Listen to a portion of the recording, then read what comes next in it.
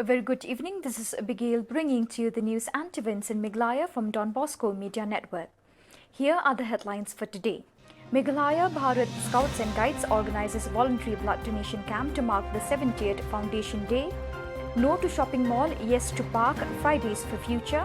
And mortal remains of the first CSWO President Irene Patricia Hujan laid to rest at the Church of North East India, All Saints Cathedral, Bishnupur in Shillong. And now the news in detail. To commemorate its 70th Foundation Day, Meghalaya Bharat Scouts and Guides today organize a voluntary blood donation camp in collaboration with the Indian Red Cross Society and Pasteur Institute on the theme MBSG Fights COVID-19 at the state headquarters in Shillong. Speaking to the media, State Secretary MBSG Mrs. A. Swear termed the celebration as historic movement as organization could create awareness among the local populace on the importance of keeping good health and hygiene during the COVID-19 pandemic. She also informed that 22 people donated their blood on the occasion.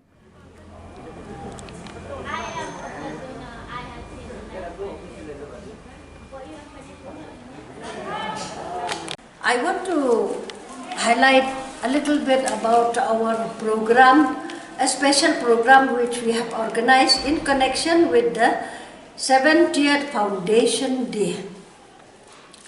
The Foundation Day of the Bharat Scouts and Guides took place in 1950 when the all organization of the Bharat Scouts and Guides amalgamated together and came together as one Bharat Scouts and Guides. So from this day, every year we are celebrating this day on the 7th of November.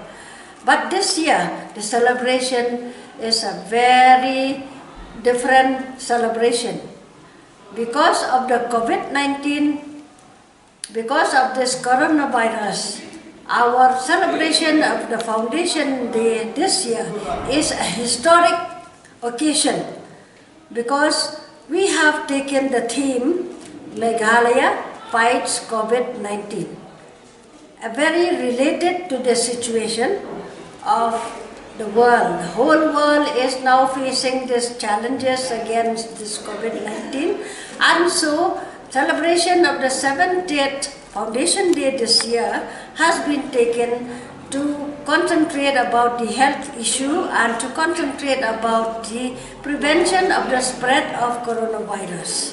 We have heard people, public, and in the social media and everywhere that COVID-19 might come for the second wave. So we do not want that second wave. We can stop the second wave and we can stop also the spread if the people are aware to follow the protocols.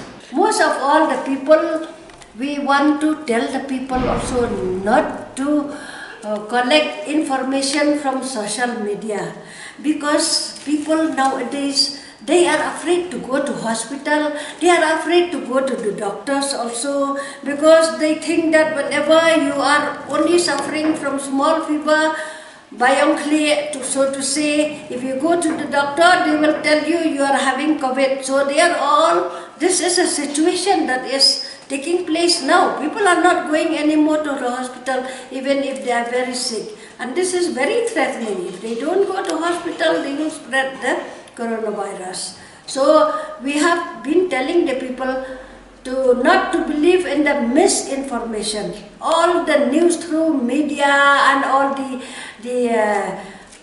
wrong information given by social media, this and that, we should not believe in all those misinformation given, but we should see that to follow the protocol given by the proper channel by the health department and by the government. If we only try to follow protocol, then only we will be able to stop this coronavirus. This is the awareness that we are giving to the people. So we have tried to reach out. And on the last day, on the 6th, we had organized awareness through webinar. We have held a big webinar through Zoom. And from there, we have got Dr. Don Kupar Lalu, who has given the highlight about the COVID-19 and the real systematic awareness about this so that people knows about it. I'm happy to inform you that there are about 500 and more people who have participated in this webinar. So with this participation, I hope we are able to cover a little bit of information to the public as a whole through this webinar.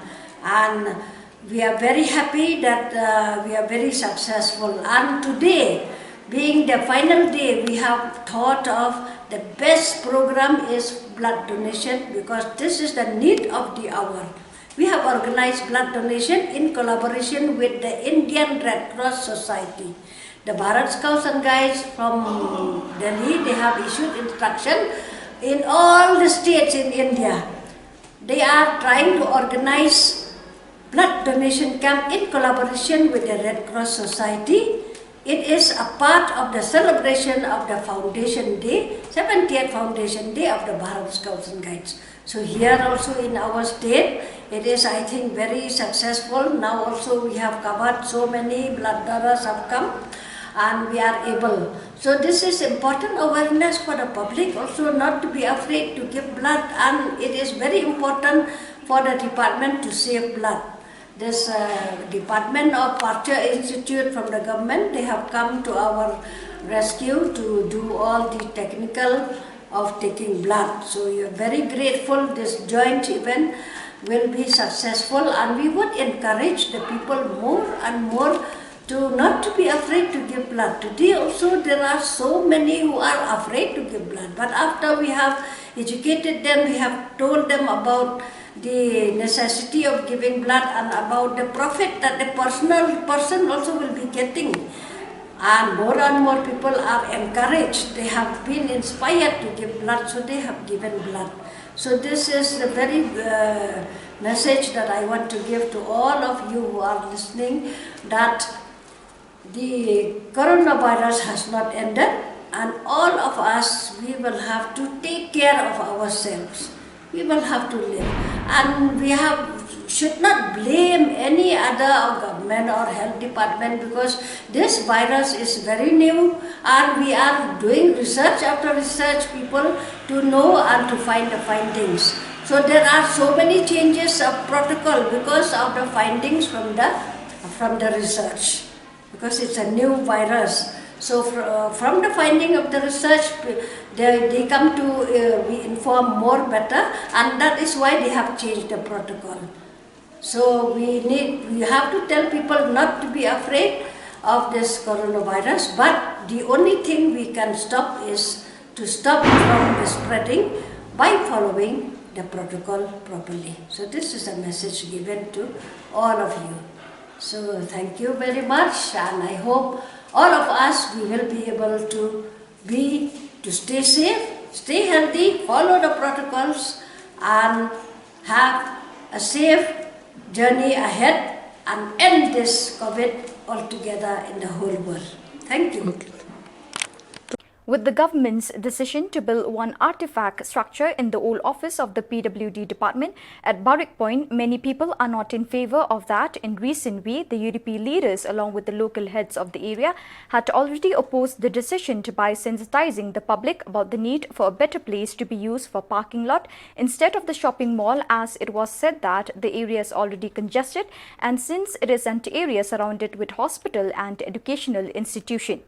Today, the 7th of November 2020, one organization by the name of Fridays for Future came out on the street to protest against the decision of building the shopping mall at Barrick. This group points out that the government's decision for setting up the mall at this particular place is just for the selfish motives and benefit of a few and not for the welfare of the general public. The organization would ardently support the government had it decided to set up a park instead of the shopping mall, which we saw about 3 or 4 weeks ago. So why Fridays for Future Meghalaya is organizing this event is because, as concerned citizens and residents of Meghalaya as well as of Shillong, we are dissatisfied with the proposed idea for constructing a mall, which is an utterly intelligent use of space for this premises over here, which is about 3 acres. This space could have been instead used for the construction of other public facilities which have benefited all sections of society rather than a few or the bourgeoisie. So first of all, we are standing here today to show that as citizens, we must be listened to, because at the end of the day, the public infrastructure will be for our use. Therefore, we urge all residents of Meghalaya to understand the impact that the construction of a mall will have in Meghalaya. This is basically what we see is the concretization as well as the gentrification of Shillong. This gentrification is meant for the elites as well as for the upper middle class at the cost of marginalizing the working class. What we need is for a government to listen and understand to the issues of the working class instead of just constructing BPL housing and not maintaining the infrastructure for that. What we need is for infrastructure which will be for all sections of society rather than just for a few. A public park would have served just that purpose, where not only all sections but also people of all generations and of all ages would have been able to enjoy such beauty. The construction of a mall in Barig also shows that we are just imitating and mimicking other metropolitan cities at the cost of overdeveloping our beautiful hill station. Some have also said that the construction of a mall will lead to the growth of jobs in Meghalaya. But what type of jobs would you be happy with? Would you just be happy with having minimum wage jobs as people who are working in these franchisees or shops, or would you rather have a public infrastructure which would lead to the development of entrepreneurship?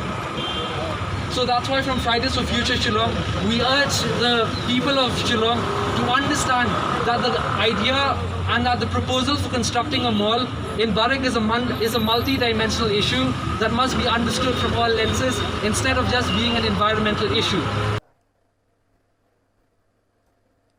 The JN complex is set to become a part of the Khelo India State Centre of Excellence and will be receiving a grant of Rs 8.39 crores for the next 5 years. Making the announcement through Twitter, Shri Conrad K. Sangma, the Chief Minister of Meghalaya, said that this grant will enable the JN complex to be at par with the International Sports Centre, producing excellent athletes for the country. He lauded the role played by the Honourable Union Minister for Sports, Shri Kiran Rijiju, who has selected Meghalaya to be one of the 6 recipients of the Khelo India Centre grant.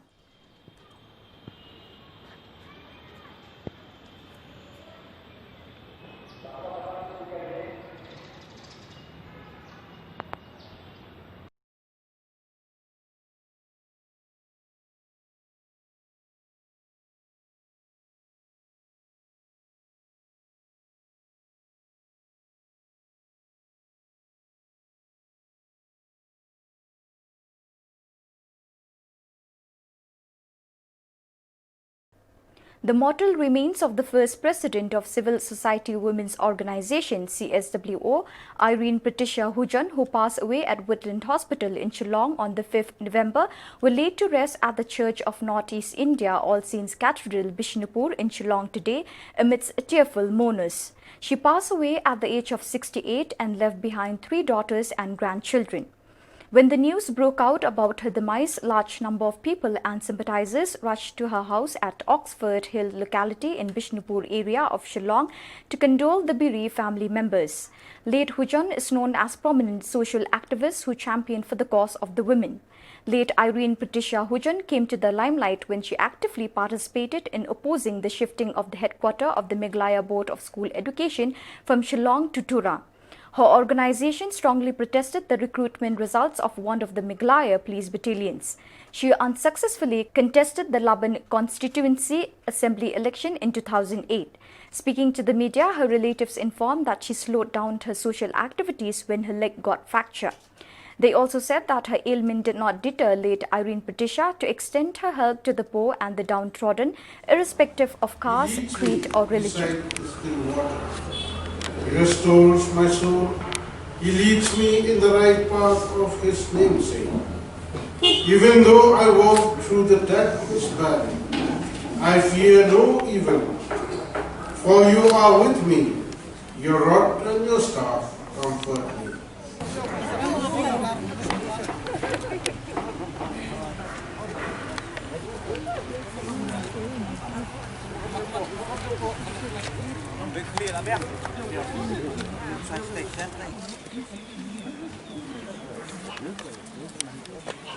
Me will come to me, and anyone who comes to me I will never drive away.